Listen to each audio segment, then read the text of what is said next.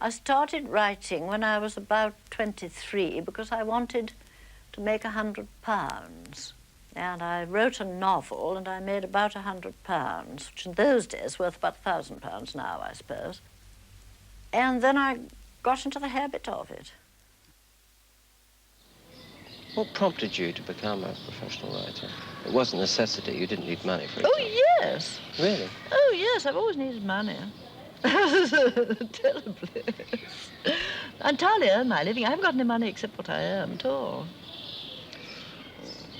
At an early stage, you had to earn your living. Yes. Well, I didn't have to earn my living, but if I wanted anything extra to go to the south of France or buy clothes or anything, I had to earn it, you see. Was it easy for you to get published?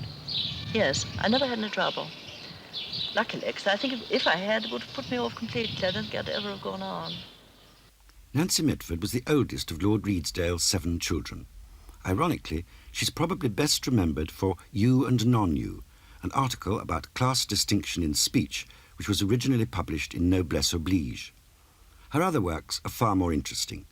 The pre-war novels are farcical spoofs of upper-class goings-on in Scotland, London and the West Country, and she ended her career as a distinguished historical biographer. But immediately after the war, she published her masterpieces, The Pursuit of Love and Love in a Cold Climate. They describe the affairs of a large, eccentric aristocratic family, and they are highly autobiographical. It was an exact portrait of my family, with the characters muddled up a little bit into each other, the characters of the children, and the character of my father and mother absolutely exact. And my father was Uncle Matthew, my mother was Aunt Sadie, and they were as exact or more exact than if I'd been writing about them in memoirs or a true account. I don't think really that I invented anything about either of them. The children, between Louisa's 11 and Matt's 2 years, sit round the table in party dresses or frilly bibs, according to how old they are, all of them gazing at the camera with large eyes opened wide to the flash, and all looking as if butter would not melt in their round, pursed-up mouths. There they sit, held like flies in the amber of that moment. Click goes the camera, and on goes life. The minutes, the days, the years, the decades, taking them further and further from that happiness and promise of youth, from the hope Aunt Sadie must have had for them all, and from the dream they dreamed for themselves. I often think there is nothing quite so poignantly sad as old family groups. Do you remember that photograph itself being taken? Oh, yes, very well. A photographer used to come out from Oxford, and it bored us intensely. We had to dress up in our best clothes and sit there for hours while he organised it all.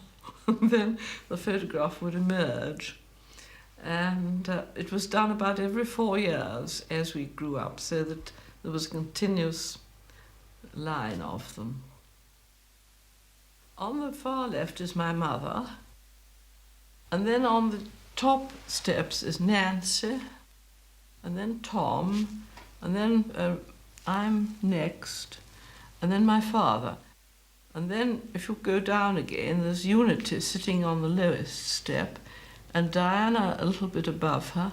And then there's Jessica, and Deborah again on the lowest step, and then there's the 2 dogs, Ruby and Andy. Her brother Tom was killed in action in Burma during the war. Her sister Unity attempted suicide when war was declared and died finally in 1948. Come here.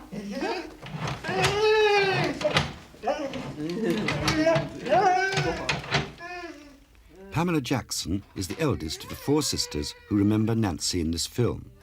She's a countrywoman who still lives in Gloucestershire, the setting of The Pursuit of Love and the home of the Mitford family. There he. Look out not to be kicked. He.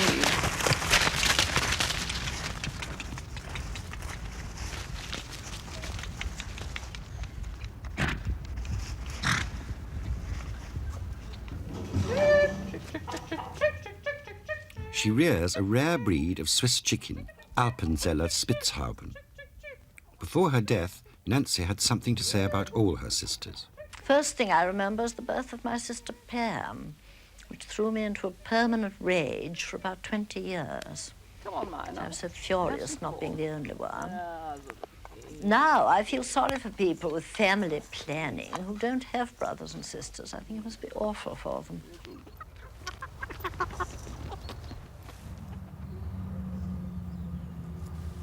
That's my sister Diana, who was born beautiful, always beautiful, is still beautiful. She's one of those. There are certain people, always beauties from the moment they enter the cradle.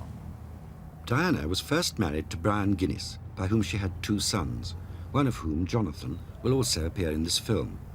She later married Sir Oswald Mosley, with whom she lives in a miniature chateau outside Paris.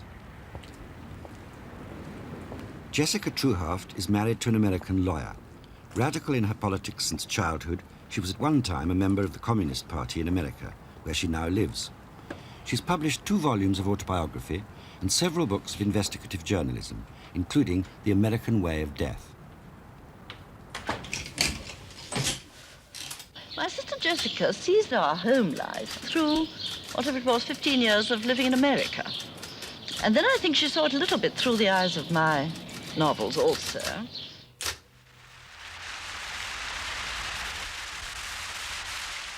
Chatsworth is one of the largest and most beautiful houses in England. It is the seat of the Duke of Devonshire. His wife, Deborah, is mistress and manager of the place, and she's Nancy's youngest sister. Hello, Eric. The youngest is Deborah, and she's 16 years younger than me, and she's my goddaughter. And when she was born, our parlour maid, Mabel, who we worshipped, said, I knew it was a girl by the look on his lordship's face. Because they'd already got 5, poor things. They didn't want a 6th daughter very much. She's turned out rather satisfactorily. Yes. Same Father Christmas. Yeah. I see. The Mitford family spent their childhood and youth in 3 large West Country houses. First Batsford,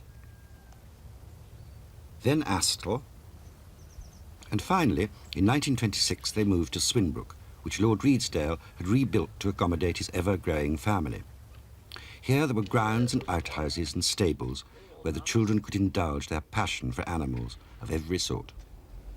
For example, I had Miranda, the most adorable lamb, when I was about 9, brought her up from a bottle. She adored chocolates. Amazing how all the animals love chocks. And then I also had a dove and various things of that sort, you see. And then Unity had rats and snakes, and we all had whatever we liked. In other words, sort of great rivalry. My lamb, Miranda, versus Unity's goat. So goat-like and sheepish were the expressions. Sheepish meant marvellous. Goat-like meant absolutely horrid in my book, you see, and vice versa in hers. So that's how it went. How was Nancy, as, shall we say, as a handler? As a handler of dogs? Well, I mean, she adored that smelly old boarder, Peter. We each had a mouse. Nancy had a black and white mouse, and I had a brown and white mouse. And I got the estate carpenter to make a palace for my mouse. It was a lovely palace for her, and a bedroom and then a run. Nancy was very envious of this and wanted her mouse to join in the palace. So I said she could put the mouse in if we shared the work. So she agreed to that, and I had the first week of feeding and cleaning out. At the end of the week, I suddenly remembered the mice, and I went to look, and they'd been very hungry. My mouse had eaten Nancy's mouse. Lord Redesdale, or Favre, is immortalised in the novels as Uncle Matthew. It was his example which gave the children their obsession with animals. He was going to work one morning, and under Blackfriars Bridge he saw a man leading a little pony with a child on it. And he asked if the pony was for sale, and the man said yes. So he went that evening after work to the stables, and he took such a fancy to this pony, it was a little 3-year-old, I think, that he bought it. And he took it home in a hansom cab. And there was nowhere for it to live, really, in the house, because it was a house in Graham Street in London. But there was a dark room on the first floor. So Brownie, the pony, was put in the dark room to live until we went home for the summer to the country. And then we set forth from the station, Waterloo, I think it was, and we went, the guard refused to have Brownie in the guard's van. So my father said, very well, we'll all go in a third-class compartment. In those days, it wasn't usual to travel third class. And we got in, and there was Brownie and two bloodhounds and a dachshund. And I was a baby put up in the rack. And there was Nancy and Nanny and the nursery maid and my mother and father. So nobody else got into the compartment, of course. And we went down like that. Brownie in the train.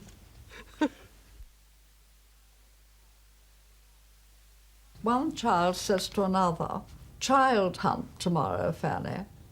"Yes, Josh told me. He was in the car, been to see the vet." My Uncle Matthew had 4 magnificent bloodhounds with which he used to hunt his children. 2 of us would go off with a good start to lay the trail, and Uncle Matthew and the rest would follow the hounds on horseback. It was great fun. Once he came to my home and hunted Linda and me over Shenley Common. This caused a most tremendous stir locally. The Kentish weekenders on their way to church were appalled by the sight of 4 great hounds in full cry after 2 little girls. Well, you see, that, I'm afraid, is poetic license, because in fact my father only had 1 bloodhound. But it's quite true he used to hunt us with it. We used to love seeing the cleverness of the bloodhound, following exactly where one had been. In The Pursuit of Love, there's a frightfully funny thing which I think is based on fact, and I'd rather like to know, that he used to write down people's names, who he particularly disliked, and used to put them, these names, pieces of paper, into various drawers. Oh, yes, stuck with pins. That's true. Yes.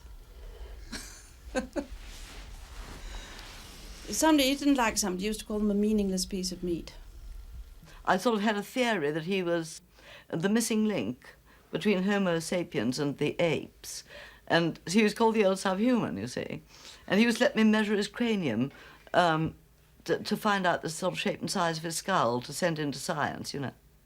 Well, he was very frightening, there's no doubt about it. I remember him turning a friend of Nancy's out of the house because the friend bent down to pick something up for my father and a comb fell out of his pocket. My father thought that was disgusting, so he was out in the middle of the night. Was it not fair to say that your father would suddenly, capriciously take an immense liking to the most unlikely person? Yes, he was amazing in that way. For instance, poor Mark Ogilvy Grant, who figures very largely, you know, in the letters in Harold Acton's book, well, he was suddenly taken a liking to. And this was rather worse for poor Mark, you see, being liked, than loathed in one way, because he was expected, being liked, to be down at breakfast at 8 sharp, you see.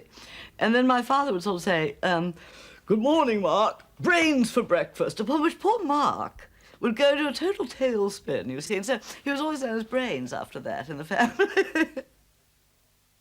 The thing about my father was he simply hadn't got enough to do. He was a very strong, healthy young man, and he hadn't got anything to do. And the other, naturally, it made him bad-tempered, you know. One can understand it, really. And the other day I had to send for a birth certificate. I'm buying a house. And it put David Mitford, occupation honourable. This is the River Windrush, one of the most famous trout streams in England. And I very well remember an incident happening when I was a child about this river. My father loved the fishing. And in Nancy's book, Love in a Cold Climate, there's this piece about what actually happened. The famous trout stream that ran through the valley below Alconley was one of Uncle Matthew's most cherished possessions.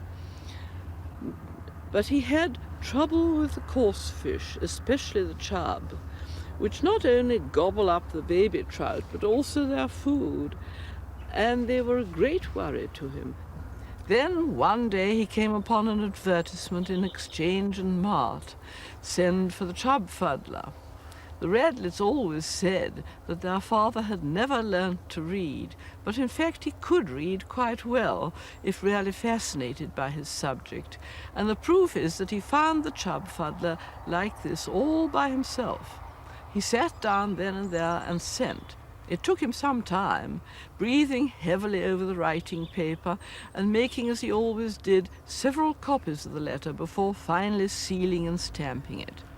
The fellow says here to enclose a stamped and addressed envelope, but I don't think I'll pander to him. He can take it or leave it. He took it. He came, he walked along the river bank, and sowed upon its waters some magic seed, which soon bore magic fruit, for up to the surface, flapping, swooning, fainting and choking, thoroughly and undoubtedly fuddled, came hundreds upon hundreds of chub.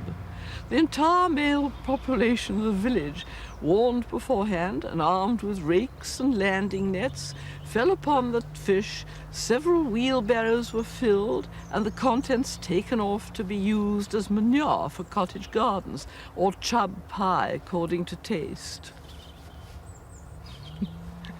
Such a laugh. Oh, the chub fuddler. Well, I must remember it's a very long time ago now, all that. And my father, who was a very clever person in his way, quite uneducated himself, like a peasant, more like a very clever peasant. He wasn't in any way an intellectual at all. Well, then he'd heard from somebody, I don't know who, that if girls went to school, they developed thick calves from playing hockey. And he was very much against these thick calves, which he thought was hideous. And so that our education was completely neglected. Well, in her teens, when she was about, well, first of all, you see, there was this great complaint that she wanted to go to school and that my father wouldn't allow it. I think the trouble was, you see, Unity went to school and then she was always expelled. Each time she went to 3 schools and it ended in failure, always. And then we used to say she's been expelled again, and my mother used to say, no, darling, no, just ask to leave. There was supposed to be a great distinction between the two, but she didn't do anything very terrible, but they didn't ever want to keep her. Uncle Matthew said, you don't have to go to some awful middle-class establishment in order to know who George III was. Anyway, who was he, Fanny? Alas, I always failed to shine on these occasions, my wits scattered to the 4 winds by my terror of Uncle Matthew. I said, scarlet in the face, he was king, he went mad. Most original, full of information, said Uncle Matthew sarcastically. Well worth losing every ounce of feminine charm to find that out, I must say. Legs like gateposts from playing hockey, and the worst seat on a horse of any woman I ever knew. Give a horse a sore back as soon as look at it. Linda, you're uneducated, thank God. What have you got to say about George III? Well, said Linda, her mouth full, he was the son of poor Fred, and the father of Beau Brummell's fat friend, and he was one of those vacillators, you know. I'm His Highness's dog at Kew. Pray tell me, sir, whose dog are you? She added inconsequently, oh, how sweet. This is a letter from Nancy to my mother when Nancy was 14, and it describes a visit to the opera when they went to see Faust. And of course that must have been a terrific occasion because we never went anywhere or did anything like that, so it was very special. Darling Marv, Nanny says, as I'm writing, she won't, and that we are all quite well.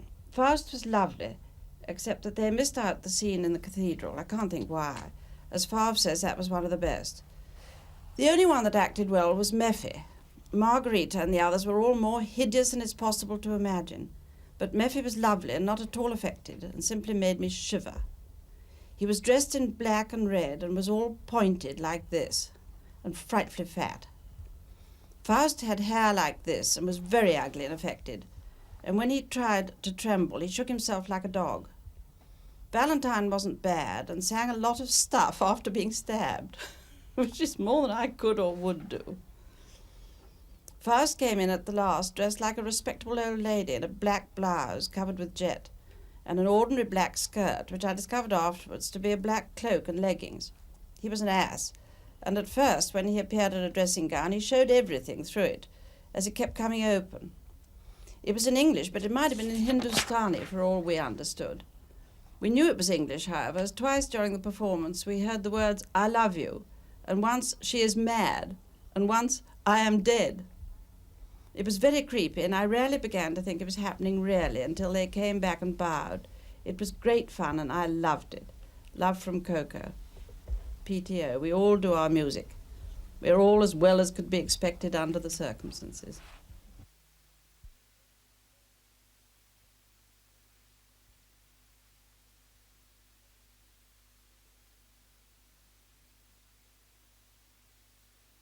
Deborah was Nancy's goddaughter and 16 years her junior.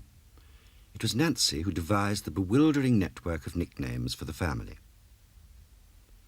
Pamela on the left is known as Woman, and Diana on the right is Honks, or sometimes Cord. Unity, here wearing a rat on her shoulder, was Bobo. Deborah became Debo and Jessica Decker, except that when Jessica and Nancy corresponded, they both called each other Darling Sue. Where did the intricate T's come from? Well, I think it sprang full-blown from Nancy, you see, the Mitford teas. I think she was the originator of it, the great cosmic teas, in which the whole world became a sort of teas put on for our benefit, more or less, you see. She was terribly amusing. I don't mean to say that she was all the time being cruel, but there was a great deal of cruelty, too, in the amusing bits. Yes, well, you see, we had very little to do, I suppose, and so she was able to sort of sit about and think up these terrific teases. And once she said to my sister Unity and Jessica and myself, "Do you realise, you three, what awful middle syllables you've got to your names? Knit, sick and bore." So that kept her going for a few days, made us all cry. We were quite little.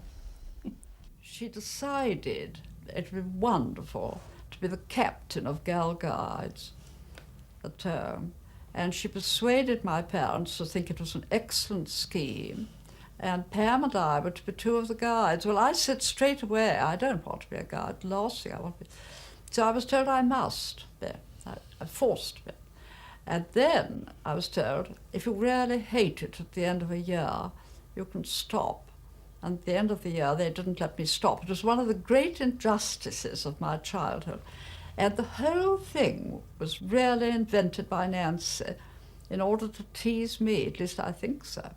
Nancy always said that, and did until she died, that I was the mental age of 9. She'd got a point, I'm afraid, there. And she always said I couldn't read.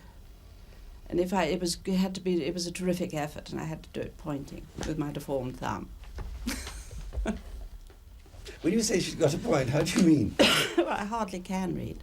You don't like it much? Hate it. Hate books. Well, Nancy hated getting up in the morning, and so she never wanted to get up and pull the curtains. And she persuaded me to get up and pull the curtains every morning if she paid me a penny a month. And before the end of the month was up, my parents discovered this, and they were furious because it was much too little for the work that I was doing, pulling the curtains, and they said it was to stop. So then Nancy refused to pay me the penny because the month wasn't up. Every Christmas there was a fancy dress party at which all the Mitfords dressed up. Nancy's talent for disguise amounted to genius. In 1926, there was a general strike in England. So naturally, my sisters all became strike breakers, helpers of the strike breakers. And so Nancy and Pam had a canteen up about a mile away from Astle. And so they'd go and sort of give cups of coffee and sandwiches and so on, you see. So Nancy was sort of never got up early. Pam was the one who was the early shift at the canteen. Nancy always used to say, well, I don't know how to make the sandwiches and so on. And so Pam did all the actual work and Nancy would sort of drift up. So one day at early dawn, Pam was there, perhaps 5 in the morning, and a dreadful tramp came lurching in with a really horrible look to his face. You see, scarred and beastly. So he sort of said, can I have a cup of tea, miss? So Pam was quite terrified and she immediately started to pour the cup of tea, upon which the tramp said, can I have a kiss, miss? And he started darting round the counter to kiss Pam. It turned out to be Nancy, disguised as the tramp. I mean, she went to endless lengths to amuse us. For example, Astle was being sold, and it was bought by a family called the Hardcastles. So one day appeared at the door Mrs. Hardcastle's sister, who's a dreadful-looking person. You see, you can imagine what she looked like, with sort of huge bosoms, extremely fat, and large moustache. And there she was at the door, and she rang the doorbell. And the parlour maid, Mabel, answered the door. And she said, I'm the sister of the people who are going to buy the house. And they said I could perhaps look over it. So Mabel said, oh, of course, madam, come in. And Mabel showed her all round the ground floor, and then handed over to the old housemaid, Annie, who showed her the top floor and the bedrooms and everything. Then when they came to the nursery, everything went fairly well, you see, until she suddenly said, lighting upon me, what a dear little girl. And she bent to kiss me. That moustache came close to my face, you know. So apparently my look of total horror was enough for Nancy, and she sort of dropped the disguise then, and all the cushions tumbled out that she put in, you know, for Mrs. Hardcastle's sister's bosom, and everything came clear. But it was, I mean, that was amazing. I mean, to take that trouble and go to that length just to amuse us, I thought. In 1926, the family moved into Swinbrook. The house was virtually rebuilt so as to accommodate the large family. Each child had its own room, but they looked at Swinbrook in different ways. Well, I do suppose in some ways it depends on the viewpoint and personality of who's seeing it, you know. I mean, to me it was a bit of a prison. It was a fortress from which I longed to escape. Now, Debo, on the contrary, absolutely adored it. I remember an American couple called the Phelpses who lived in Swinbrook, and Mrs. Phelps, who was an absolute smasher, saying, Debo is perfectly happy picking fleas off Jacob, which was her dog, you see, and she could spend her life doing that. And so in my case, I was always sort of dying to get away. I first left home, I suppose, at the age of about 21 or 2. But I went to the Slade School, but I went to the Slade School from our house in London. I see. Why did you go to Slade? Well, I thought I would like to be a painter. And Professor Tonks put an end to that by saying that I had no talent whatever. But I enjoyed it very much. I loved sitting making silly little drawings all day. And then you returned home? And, well, to and fro, you see. I mean, it was my base always until I married.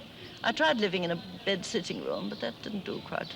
I couldn't bear it. You once said that there was a mound, it just became a mound of underclothes. It just became a mound of underclothes. I didn't know what to do with them, yes.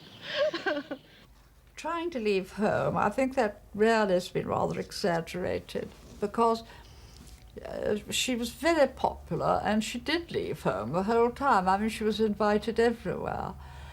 But then time went on, she didn't find the right person to marry, and I think then she would have very much liked to leave home, probably, as most people would when they reached the age of 22 or 3. From the moment when my brother went to Eton, my brother was a very clever man, indeed. He was killed in the war. From the moment he went to Eton, he brought home his friends, who were people like Nigel Birch, Randolph Churchill, Hinchinbrook, Droider, John Betchman, people like that, and who all came the whole time to the house. So you see, it wasn't completely sort of a stronghold of idiocy. They were called the Swinbrook Sewers because my father used to say, here comes another damn sewer. And that would be a gentleman caller for Nancy. In other words, she had lots of friends that came to stay. There was usually rather a battle, as I remember, with my father about the calibre and quality of said friends. You know, sewers like Evelyn Waugh or John Betchman, etc., were not welcome by him. And so it was always a sort of tug of war going on there, which of course we were tugging on Nancy's side, if you know what I mean. And my mother rather liked having them. So actually the tug of war was usually won. A lot of people wanted to marry her, but she always turned them down. And then she met Hamish Erskine. She was very much in love with him. I don't know anyone else with whom she was really much in love. She always expected in each party she went to that some sort of fairy prince would turn up. Hamish Erskine was younger than she was. There was really no future in it, but it did go on for a good many years, really. She was very fond of him and he of her. In what sort of way was her attachment? What was her attachment, her big attachment? In what sort of way was unsuitable? No. What was her attachment? Why did she fall in love with him? Why do people fall in love? It's a big mystery. I suppose he was attractive in a way, you see. He was very lively, rather good looking. She thought he was fun, amusing, and he thought she was. It seems to me to have been love rather than infatuation. Yes, I think so. And I think she felt probably also, possibly a little bit maternal towards him and responsible for him, wanted him to make something of his life. She certainly was very devoted to him. Then the next person on the scene was the person who was to become her husband, who was? Who was Prod, as we used to call him, Peter Rodd. I thought Prod a rather glamorous figure.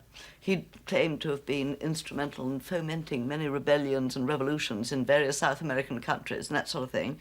He was very left-wing, which suited my feelings, and so on, and really very attractive. Now, it's true that he had his boring side, which I'm sure everybody else has told about, you know. We used to call him the old toll-gater, because he once undertook to explain to us the toll gates of England, and so toll-gater became his nickname. But, no, I suppose the fact that Nancy loved him, or was in love with him, was an enormous sort of impetus for me to love him. I don't remember really much about him. He worked in a bank, I think, or was a stockbroker. I'm not quite sure which. A bank, I'm sure now. I suppose she met him and the Hamish thing was fizzling out. And he fell in love with her, undoubtedly, and they were married rather soon afterwards. I think it was a total rebound, probably. And nobody really knows how the affair with Hamish ever did come to the end, because it isn't explained in any of the letters, and she was a tremendously private person. She wasn't telling. She doesn't tell sisters things like that. Nancy and Peter set up house at Strand on the Green, Chiswick, London. She had a great talent for making wherever she lived very, very pretty. And that little house was really lovely, and wasn't an ugly thing in it. That was one of her great talents. That and her clothes, and she always had very good food, though she couldn't boil an egg herself. And there they lived for quite a while. They were always very hard up. And I remember Nancy, I was there one day, Nancy had to entertain for tea what are they called? The bailiffs. The bailiffs, yes. The bailiffs came in.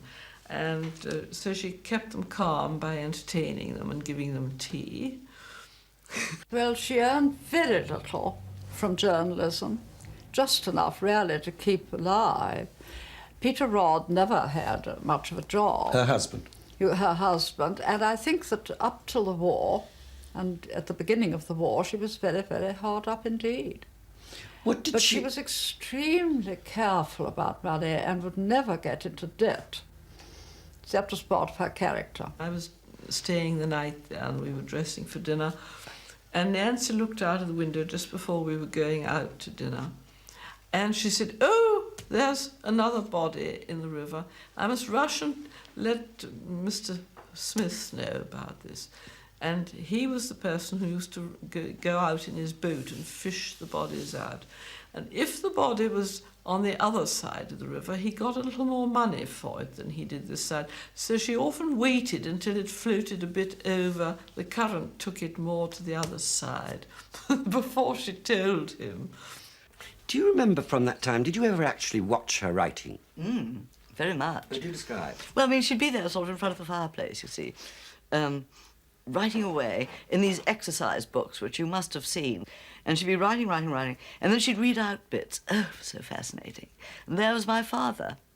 But the point was that she used to sort of, to me, of course, seem like a combination of Charlotte Bronte and Jane Austen, or anyone you can think of who was bold enough to actually write a book. It was thrilling to me to see her doing that. Did she write with great speed and ease? I don't think she ever corrected, as you can rather tell by reading what she published in those days. I love them, but, you know, they're obviously full of amazing solecisms and sort of faults of grammar, etc., which is rather charming, really. What do you think about the 3 pre-war novels, for a long time rather considered not very much? Especially by her. Yes. Hated them. What do you think of them yourself? Well, I think they're fun. You know, they're romps, they're fun. You don't want to take them too seriously. Their faults are glaring, but if you don't read them because of the faults, you miss a lot of fun, really. She was ashamed of them because she was a bit of a perfectionist. But do you think they're radically different from the 4 much more famous mature novels, that is, The Pursuit of Love, Love in a Cold Climate, Blessing, and Don't Tell Alfred? No, I don't think they're radically different. I think they're a crude version of the same sort of idea. In some ways, they're fresher. Then she worked for Hayward Hill at the bookshop. And I remember very well her wages there were £3 a week. And that was when she often used to walk from Blumfield Road to save the bus fare. But I do remember once when she was going in the bus and she was in the queue in the blackout. She was hugged by a huge black American soldier. And she shouted out, "Leave me alone, I'm 40. Well, I enjoyed the war very much. Shame to say. It's an awful thing to say, but you see, it was very lively in London in the war. Everybody was in a very good temper, quite nice, jolly. Well, then she was a fire watcher, and she learnt exactly what to do, and she gave up 2 nights a week to fire watching in Curzon Street. And then somebody said, would she lecture to new fire watchers? And so she said, yes, she would. So she gave up another night to lecture. And when she'd done it about 3 times, the lady who ran it all asked to see her and said, would you mind giving up the lectures? And she said, no, not the least. But could you tell me why? Well, she said, it's your voice. Your accent irritates people so much they'd like to put you on the fire. It's true. Have you yourself suffered from having the Mitford voice? No, never. You see, I've never been a public speaker and I've never been in public life. No doubt if I had, I should have suffered. But it's just been my private sorrow to have the Mitford voice. Yeah. What do you feel about it yourself? Well, we're saddled with it, aren't we? It's awful. Living in the north of England, it's even sillier than it is anywhere else. But you don't personally mind it much, do you? I'm afraid I do, yes, but I can't change it. I'm too old. What do you think it sounds like to other people? It's ridiculous. And you can see them thinking it. As all families, you were very much separated during the war. Because Yes, we were, because transport was so difficult. You know, she was in London. My mother and Unity were at Swinbrook at the Swan Inn, the Mill Cottage, and I was in my house near Deddington. Deborah was up in Derbyshire when she married. She married in 1940, I think it was, 41. Diana was in prison. Why was I in prison? Well, we opposed the war, and there was a regulation called Regulation 18B, under which people could be arrested without charge or trial and kept for as long as the Home Secretary thought it was a good idea. And we were years and years in prison. And Nancy at that time was working in bookshop at Hayward Hill. And she used to come and see me. She also, of course, sent masses of books. So she was a great help. When your husband was head of British Unionists, which in fact was very closely allied to German fascism, how did your family behave towards you? You see, I don't really think politics make such an enormous difference within the family. Obviously, there were things I wouldn't agree with Nancy about certain things. She wouldn't agree with me. But there was the whole of our childhood together, so I don't think it really made a very big breach between us. Even at that time, at that period? Well, perhaps more than later, yes. This letter was written in November 1968, when Sir Oswald Mosley's autobiography had just come out. And she said, "Have you noted all the carry-on about Sir Oz? He says he was never anti-Semitic. Good gracious! Exclamation mark. I quite love the old soul now, but really, dash, another exclamation. Also, I'm very cross with him for saying Tom, our brother, was a fascist, which is untrue, though, of course, Tom was a fearful old twister and probably was a fascist when with Diana. When with me, he used to mock to any extent, and he hated Sir Oz, no doubt about that. If Randolph had been alive, he would have sprung to his defence. I miss Randolph. That's Randolph Churchill." In this particular letter, there are two errors of fact, which I would like to comment on. First of all, she says that my husband was anti-Semitic. Well, an anti-Semite is someone who dislikes Jews on account of their religion or their race, which is something my husband never did.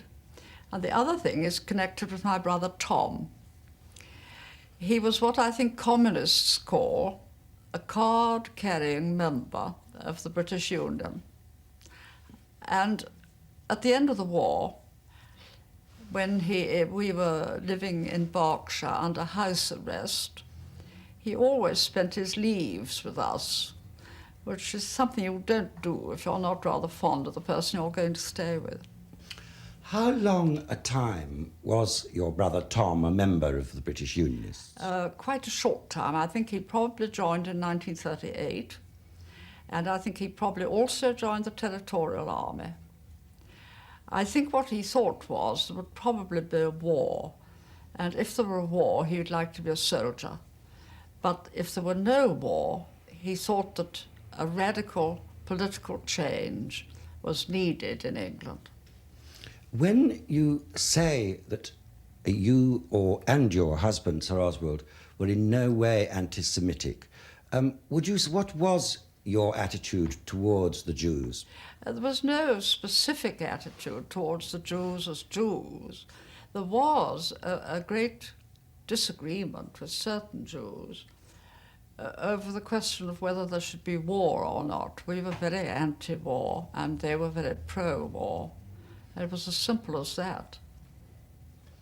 Well, I thought I'd read from Whigs on the Green, perhaps one of her least-known books, which was published in the late 30s, and almost triggered a frightful family row, even by our family standards, quite huge, because actually the book is a terrific send-up of Sir Oswald Mosley's British Union of Fascists, and of my sister Unity, who's thinly disguised in that as Eugenia. So here's a bit of it. You see, here's Eugenia. "Britain's awake, arise, O British lion," cried Eugenia Malmains in thrilling tones. She stood on an overturned wash-tub on Chelford village green and harangued about a dozen aged yokels. Her straight hair, cut in a fringe, large pale blue eyes, well-proportioned limbs and classical features combined with a certain fanaticism of gesture to give her the aspect of a modern Joan of Arc. She was dressed in an ill-fitting grey woolen skirt, no stockings, a pair of threadbare plimsolls, and a jumper made apparently out of a Union Jack. Round her waist was a leather belt to which there was attached a large bright dagger. At this point, a very old lady came up to the crowd, pushed her way through it, and began twitching at Eugenia's skirt. "Eugenia, my child," she said brokenly, Do get off that tub. Pray, please get down at once. Go away, Nanny, said Eugenia, who in the rising tide of oratory seemed scarcely aware that she'd been interrupted. Your sister Unity, having been a friend of Hitler's, was this an embarrassment to you? Because you were politically very different. Yes, it wasn't an embarrassment, it was a terrible sadness. It was dreadful. But, Why do you think she was so impressed with the fact well, that she was very young, you know. She was in Munich learning German. And I must say, all the English girls who were in Munich learning German marched and sang, and they would all deny it now, but it is the truth then. People forget what it was like. It wasn't so spat upon at the beginning, you see, as it is now, as it became naturally ever since the war. For instance, Ribbentrop in London had the most elegant embassy in London. Everybody went. They forget that now. It wasn't only Unity. Did she change her views when the war started? Well, when she discovered that England and Germany were going to war, she tried to kill herself. She couldn't do more, really. Terribly sad, the whole thing. Were you ever a socialist? Well, I've always been a sort of vague socialist, yes. But you voted for socialism? Yes. Immediately after the war, Nancy went to stay in Paris, and she never returned to live in England again. Deborah, why do you think Nancy went to live in France after the war? Well, I don't think she'd had a very happy time in England, and she had no real reason to stay in any special place. That's to say, she had no children, you see, and she was completely free. She was, by that time, not really married anymore. And she just loved France. And it was a sort of dream world, which she loved till she died.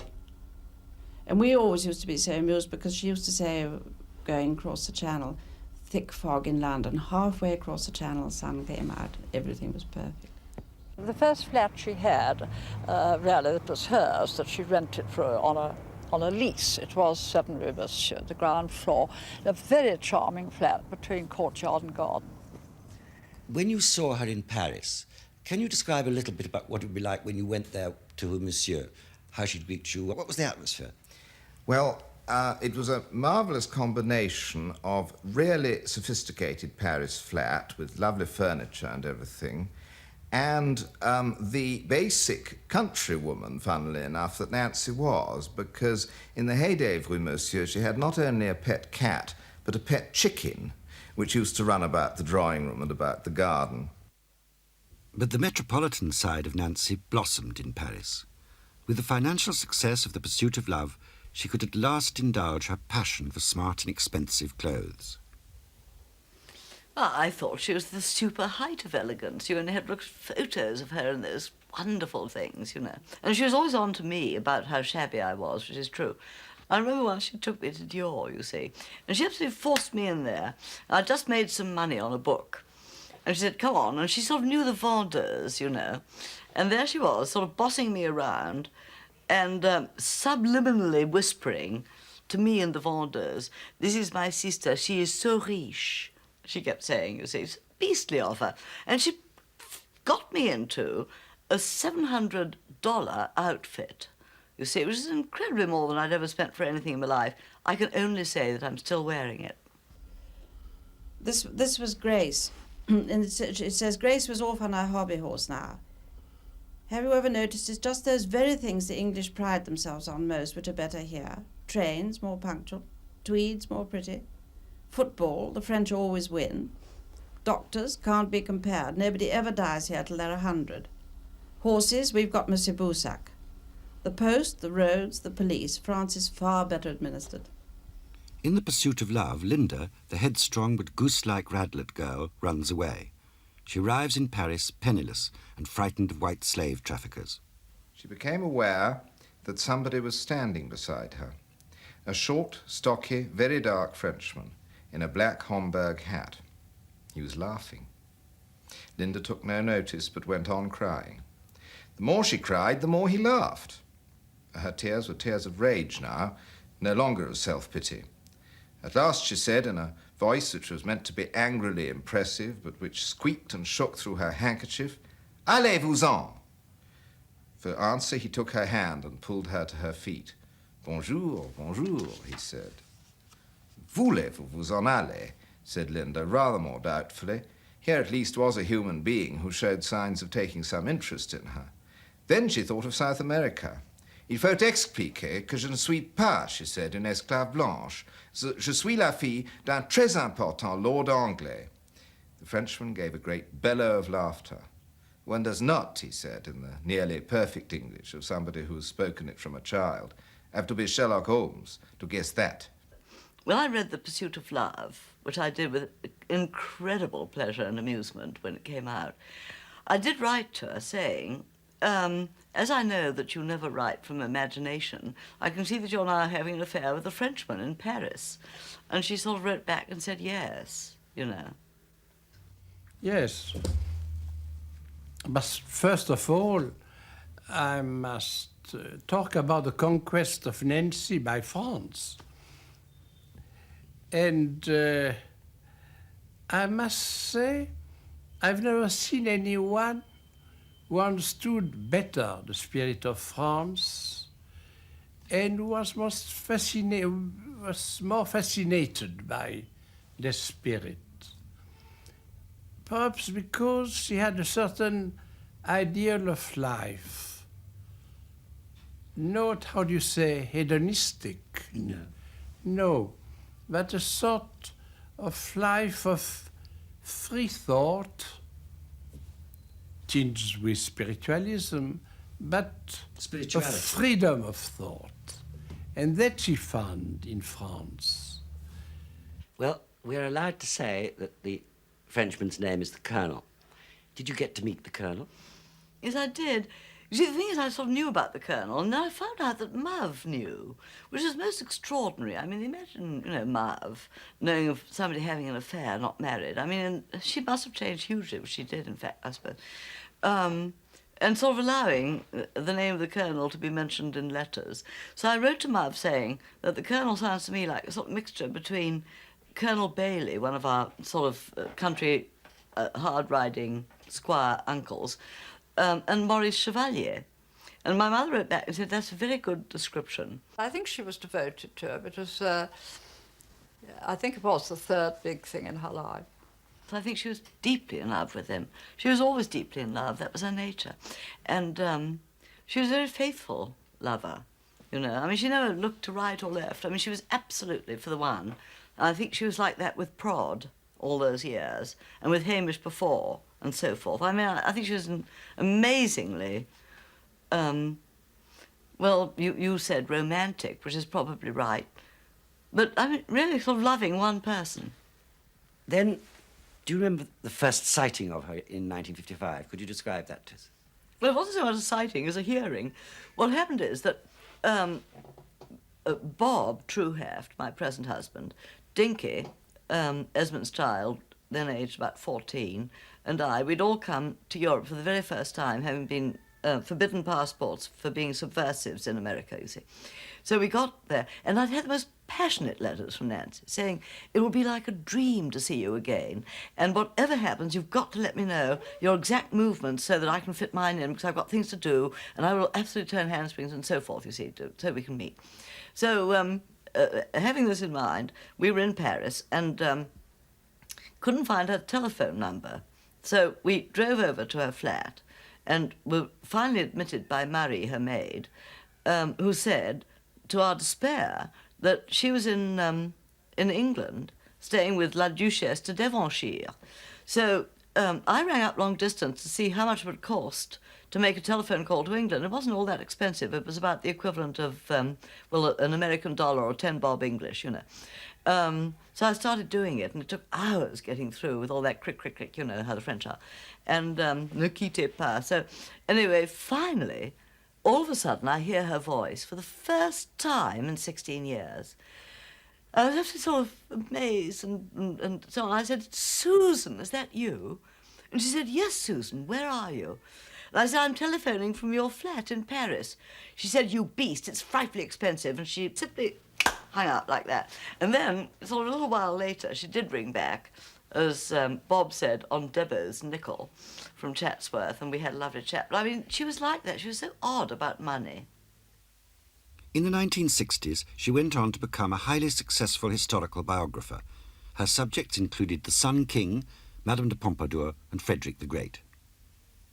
When she changed gear, as it were, and became a distinguished biographer rather than a comic novelist, did this in fact come as something as a surprise to her friends and relations? Yes, I think perhaps it did, because you see, she was never educated, whatever education may mean. I always think once you've learnt to read, you do the rest yourself, but I know that's not the fashionable view. But she never had a formal education. Therefore, I suppose people thought she could just dash off those novels, but I don't think they ever thought she'd have the application to sit down and do the research for the serious books, which indeed she did, and very successfully. They took quite a lot out of her. Well, I like Madame de Pompadour. There's a wonderful review, I can't remember who it was by, but it was rather sort of put it in its place, saying that Nancy Mitford has simply taken the Mitford sisters and put them down in the setting of Versailles and put all of their jokes into the mouths of Pompadour, etc. You see, it was a good point, actually, by that reviewer. Well, that was A.J.P. Taylor. Was it? And you really think that was accurate? Well, I do rather. I mean, I roared when I saw the review because I recognised the truthfulness. The fact is that the king liked family life and could hardly have enough of it. This the courtiers, who saw him so regal and terrifyingly aloof, could never quite understand. As for the bourgeois idiom of his mistress, he thought it quite delightfully funny, and very soon he was heard calling his daughters by the most outrageous nicknames. Locke for Madame Adélaïde, Coche for Madame Victoire, Chiffre for Madame Louise. Madame de Pompadour had nicknames for everybody all her life. Her friends, her pet animals, even her houses were continually called by new names when she spoke or wrote of them. She was indeed a change from the women of the court, who with certain notable exceptions were self-conscious, artificial, preoccupied with their rank and privileges, and very dull. The French aristocrats, since they were also courtiers, had nearly all adopted the muted tones and careful behaviour of that profession. Breezy, eccentric noblemen, so common in England, where they led an independent life on their own estates, were almost unknown in France.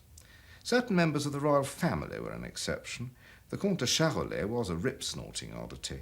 He dressed like a gamekeeper and ordered his coachman to run over any monks he might see on the road, but he could afford such vagaries as he was a cousin of the king's. By the late 1960s, Nancy had fallen seriously ill with cancer, from which she never recovered. Yes, she had 4 years of the most terrible illness you could ever imagine. Sometimes the pain was so excruciating that she just sat in bed crying. Sometimes there was a little let-up, and then she thought she was getting better, and then back it came. I think she saw 22 doctors, and each time they said, "Oh, you must give my cure a little while to work. 3 weeks you'll see everything's going to be different." And the 3 weeks used to pass, and back it came again. It was on all during those 3 weeks, and she just lived in hopes, and nothing worked, and nobody ever really discovered what it was, or at least they never really seemed to. It was some form of cancer then? Yes. Yes. When she was dying, and didn't know it, obviously, at the time, this is the sort of thing she wrote, which you can't imagine what it meant from her, of all people, to write in this vein. "Darling Sue, I'm in such extremities of pain, I don't write. It's really too depressing for you. I know Debo doesn't care for such letters. Yesterday nothing was any good. I've got a horrid old nurse I hate. She gave me an injection, but 0. Today, better. Isn't it odd? The funny thing is, one has moments of happiness, especially now that spring is here, but the pain is fearful. The book has arrived already. This, incidentally, is a reference to Christopher Isherwood's book about his parents, which she loved. It was one of the last things she read. I've heard of it, and I'm sure to enjoy it, thank you. At present, I'm deep in Gibbon, which is not a great English classic for nothing. So wonderful. They, the classics, rarely let you down, I find. And then they're so nice and long. Dear Duck, think of me, love Sue." And you and your sisters kept an almost perpetual vigil with her, did you not? Well, Diana was on the spot, and she used to go very, very often indeed, because she lived in France. My sister Decca came from America many times on purpose to see her. And so did Pam, and so of course did I. I mean, we all did. One morning, I had a strange feeling that I must go and see her. And I found her very ill. And she just, I think, recognized me and had a sort of the shadow of a smile, and she died 2 hours afterwards. That was our last meeting.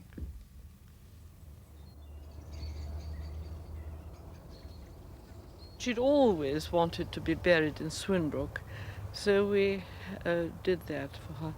And this tombstone was put with the mole on it because she didn't like a cross because she said it was a symbol of cruelty, which of course it is. And that's why I just thought of something out of our own crest would be nicer. And she loved moles and had moles everywhere, on her writing paper, on the books that she wrote her books in, on the exercise books, and even on some of her luggage and writing cases.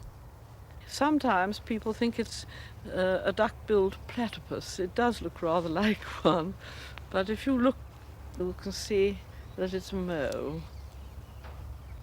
After Nancy's funeral, I got an incredibly nice letter from my sister Diana, which I should like to read. Darling Decca, I'm staying with woman, really. Not as above, meaning her address. We had Nancy's funeral yesterday. Swinbrook was looking wonderful, green and summery and blue sky. There were many friends, and none of those ghastly people who crowd into memorial services. Debo is sending the obituary from the Times, which was the only good one, Raymond Mortimer. Her grave is next to Bowd's. Well, darling, that's it.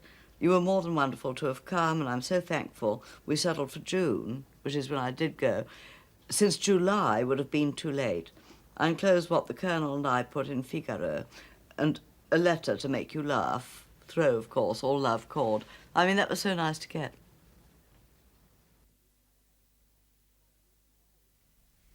Have you got any particular faith yourself? Well, I believe in God in a besotted kind of way. I firmly believe in a future life, which I believe will be absolutely heavenly, every respect, because naturally, of course, I think I shall go straight to heaven. And I envisage it as a beautiful park full of lovely little, divinely pretty little houses inhabited by one's friends. I look forward greatly. And lots of lovely music, like The Lost Chord. And The Lost Chord, absolutely non-stop, yes. You know my taste, don't you? 100 best tunes, booming out from morning till night. Oh, how lovely it'll be. With an occasional nightingale.